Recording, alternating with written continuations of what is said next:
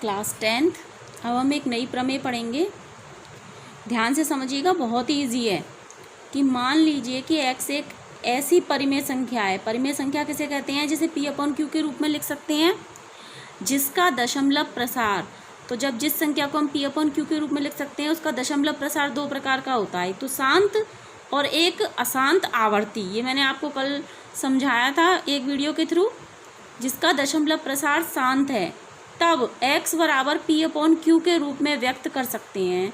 तो x बराबर p, क्योंकि ये परिमेय संख्या है तो हम इसे p/q के रूप में व्यक्त कर सकते हैं, जहाँ p और q क्या होंगी? सहअभाज्य संख्याएं। क्या होंगी? सहअभाज्य संख्या, जो कि मैं पहले भी आपको कई बार बता चुकी हूँ। सहअभाज्य संख्याएं होती हैं जिनका HCF 1 होता है।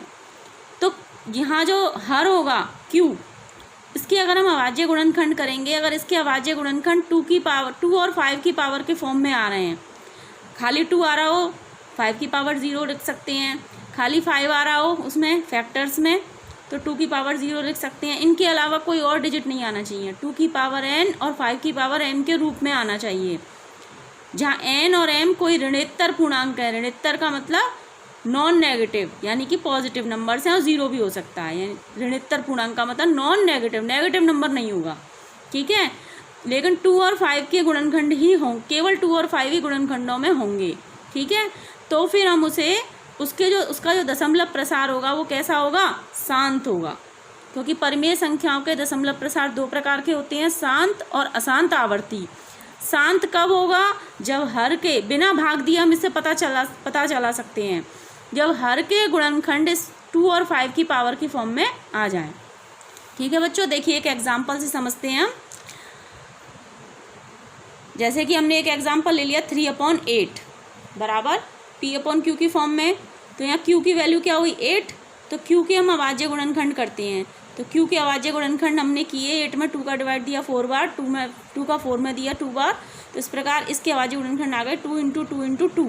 तो हम इसे पावर नोटेशन में ऐसे लिख सकते हैं 2 की पावर 3। पर यहाँ 5 नहीं आया तो हम 5 की पावर 0 लिख सकते हैं, क्योंकि किसी भी संख्या की अगर पावर 0 होती है तो हम उसको 1 बोलते हैं। क्या बोलते हैं? 1। तो अगर यहाँ 5 नहीं आ रहा तो हम इसे 5 की पावर 0 लिख सकते हैं। तो ये 2 की पावर m और 5 की पावर n के रूप में, जहाँ m की वैल्यू क्या आ गई? 3 और n की वैल्यू आ गई 0।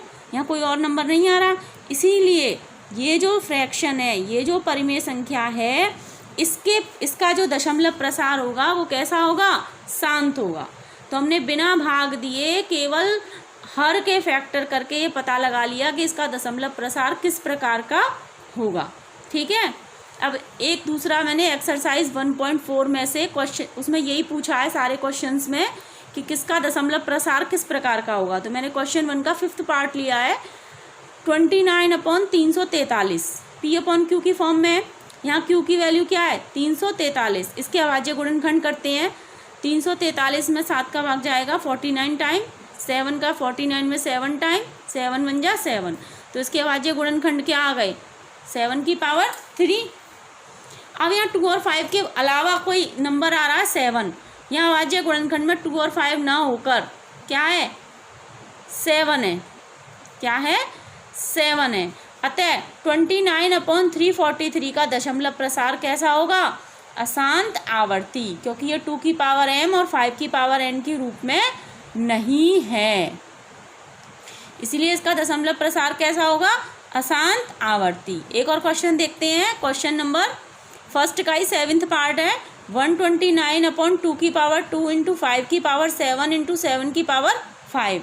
यहाँ आपको जो हर है उसके फैक्टर करके दे रखे हैं। आपको सवाल को थोड़ा सॉर्ट आउट कर दिया, आपको अभाज्य गुणनखंड नहीं निकालने हैं, अभाज्य गुणनखंड आपको बना कर दे रखे हैं। तो हम इस संख्या को बराबर p/q लिख सकते हैं। तो q की वैल्यू, q के अभाज्य गुणनखंड दिए हुए हैं क्या? 2 की पावर 2, 5 की पावर 7 और 7 की पावर 5। अब यहाँ 2 और 5 तो हैं, पर इनके अलावा 7 भी मौजूद है, यानी इसके भी गुणनखंड 2 की पावर m × 5 की पावर n के रूप में नहीं है, क्योंकि यहाँ इसमें एक और फैक्टर आ रहा है क्या? 7।